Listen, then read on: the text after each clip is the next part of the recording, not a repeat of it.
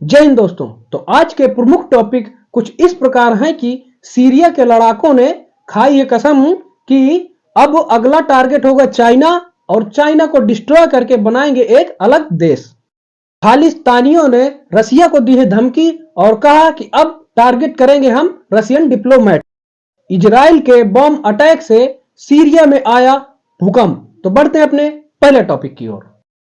तो जैसा कि आपको पता ही होगा कि अभी सीरिया में वहां की बशर अल असद जो सरकार थी उसको एचटीएस ग्रुप और उइगर मुस्लिम से कई सारे ग्रुप्स ने मिलकर वहां से बशर अल असद सरकार को उखाड़ फेंका और बशर अल असद वहां से भागकर रसिया में शरण लिए हैं पूरे परिवार समेत। तो अब वहां के जो सीरिया के उइगर मुस्लिम जो लड़ाके थे उन्होंने कहा है कि हम मतलब कसम खाई है कि अब अगला टारगेट चाइना होगा। वहां के जो उइगर मुस्लिम पर चाइना इतनी प्रताड़ना करता है, जो सिंजियान प्रांत है चाइना का, तो अब उनका टारगेट होगा नेक्स्ट चाइना और चाइना को डिस्ट्रॉय करके वो एक अलग देश बनाएंगे। और सीरिया से बशर अल असद की सरकार को उखाड़ फेंकने में एचटीएस ग्रुप का जो साथ दिया तो वो अमेरिका ने दिया, यूएसए का था, मतलब बहुत साथ था, जो कि एंथनी ब्लिंकन ने कबूल भी किया है कि हाँ हमने सपोर्ट किया है एचटीएस ग्रुप का। और उइगर मुस्लिम जो वहां के ग्रुप थे इन सब ने मिलकर वहां की बशर अल असद की सरकार को उखाड़ फेंका। और बेंजामिन नेतन्याहू ने इस बात को भी कबूला कि हमारा ये मतलब प्लान का ही एक पार्ट था। तो अब उन्हीं मतलब सपोर्ट एचटीएस ग्रुप को सपोर्ट जो किया है उइगर मुस्लिम्स ने, जो टर्किश लोग हैं, उन्होंने अब कसम खाई है कि अब हम जो चाइना में उइगर मुस्लिम्स रह रहे हैं तो हम उनको अब मतलब टारगेट करेंगे और चाइना से सिंजियान प्रांत को अलग करके एक नया देश बनाएंगे। जिससे कि वहां के चाइना की मतलब बहुत ही क्विक रिस्पॉन्स आया है, जल्दी जवाब दिया है कि जो भी ग्रुप या मिलिटेंट्स लड़ाके जो अगर किसी ने भी चाइना की तरफ आंख उठा के देखी तो हम उन्हें स्ट्राइक डाउन मतलब नष्ट कर देंगे, और जो मतलब चाइना की तरफ आंख उठाकर देखेगा। और इस सब के पीछे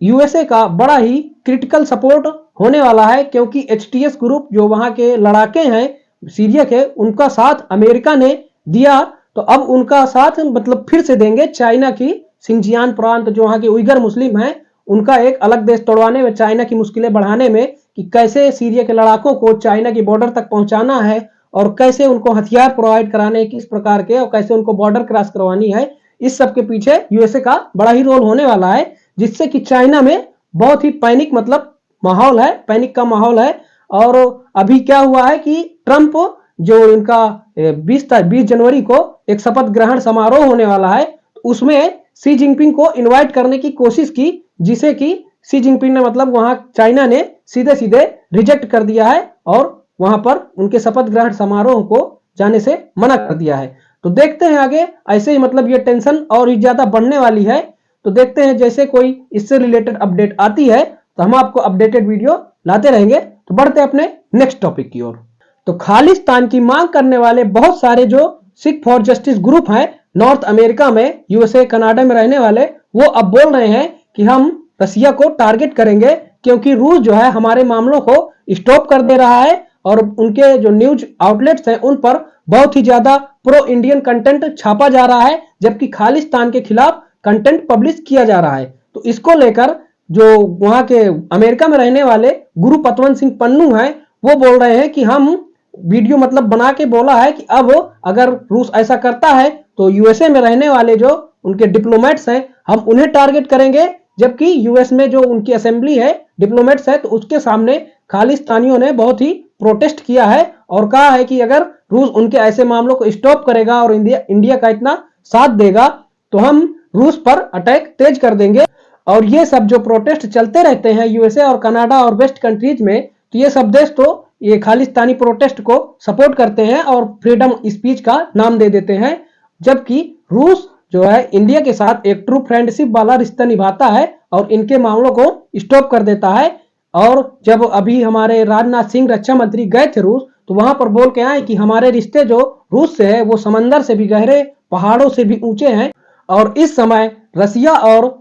इंडिया के रिलेशन चरम हाई पर हैं और गोल्डन एरा चल रहा है एक रसिया और इंडिया के पार्टनरशिप और फ्रेंडशिप का। तो इसको लेकर खालिस्तानी जो है तो वो पैनिक का माहौल बनाना चाहते हैं कि जो पुतिन रूस के राष्ट्रपति इंडिया आएंगे तो उस सब पर एक पैनिक का माहौल हो, जबकि उनके ऐसा करने से होना कुछ नहीं है। और ये सब मामला मतलब ऐसे ही ये खालिस्तानी करते रहते हैं, जबकि खालिस्तान जैसा कोई भी चीज दुनिया में एग्जिस्ट नहीं करती।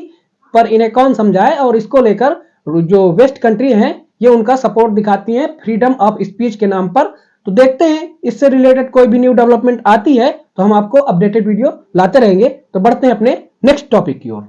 तो इजराइल ने सीरिया के तारतस शहर में एक बार फिर हैवी बॉम्बिंग की है, जिससे कि वहां पर स्टोर जो वेपन्स थे, मिसाइल, बॉम्ब, असला बारूद ये सब थे, तो वहीं पर बॉम्बिंग की है, जिससे कि हैवी ब्लास्ट हुआ है। और ये पता अभी तक नहीं चला है कि इजराइल ने किस बम का प्रयोग किया है, जो कि वहां पर बहुत ही हैवी ब्लास्ट हुआ है, जिससे कि सीरिया के तारतस शहर में 3 मैग्नीट्यूड का भूकंप वहां के वेक्टर स्केल में रिकॉर्ड हुआ है कि वहां पर इतना हैवी ब्लास्ट हुआ है कि 3 मैग्नीट्यूड तक का भूकंप आ गया है। और इस सब के पीछे इजराइल का कहना है कि जैसा वहां पर अफगानिस्तान में हुआ, जो यूएस अपने वेपन छोड़ आया, तो वहां के अफगानिस्तान के जो लड़ाके थे तालिबानी, वो इतने स्ट्रांग हो गए और सबको मतलब थ्रेट देते रहते हैं। तो वैसा ही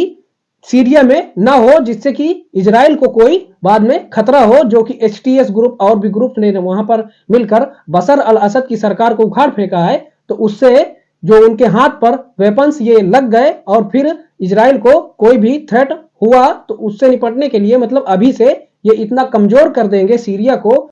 कि सीरिया से बाद में कोई भी इजराइल को थ्रेट ना रह जाए। और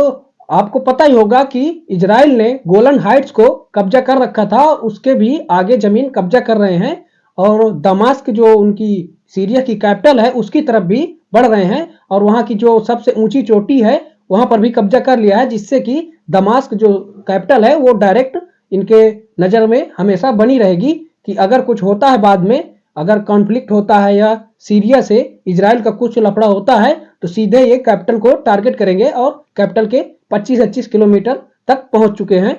और बशर अल असद की सरकार में जो रसिया ने सीरिया पर अपने मिलिट्री बेस बनाए हुए थे, जो कि तारतस और लताइका शहर में थे, तो उनको भी अब बंद करके रूस जाने का वहां से सोच रहा है वापस जाने का, क्योंकि ये जो एचटीएस ग्रुप है ये अमेरिका और इजराइल के प्रभाव में रहने वाला है और वहां पर रूस को टिकने नहीं देंगे। और ये इसलिए टिके हुए थे क्योंकि बशर अल असद एक रसिया के बहुत ही क्लोज एलाई मतलब मित्र माने जाते हैं, तो उन्होंने यहाँ पर मिलिट्री बेस बना के रखा था। तो अब रसिया ने बोल दिया है कि जितने भी वहां पर रह रहे हैं रूस के नागरिक तो वो वापस आ जाएं और मिलिट्री बेस से मतलब सामान पैक करके अपना वापस जा रहे हैं। जबकि ऐसा रूस वालों से पूछा गया कि आप खाली करेंगे अपने मिलिट्री बेस या हटाएंगे यहाँ से या यहीं पर रुकेंगे, तो उन्होंने बोला कि हमारी बातचीत एचटीएस ग्रुप के साथ चल रही है कि हम यहाँ पर मिलिट्री बेस बनाकर अभी अपना चला सकते हैं या नहीं। तो जैसे ही इस टॉपिक से रिलेटेड कोई भी न्यू डेवलपमेंट आती है तो हम आपको बाद में अपडेटेड वीडियो लाते रहेंगे। तो ये वीडियो का अंत। So thanks for watching. ऐसे ही इंफॉर्मेटिव वीडियो देखने के लिए इस चैनल को सब्सक्राइब करें। तो मिलते हैं नेक्स्ट वीडियो में, तब तक के लिए जय हिंद।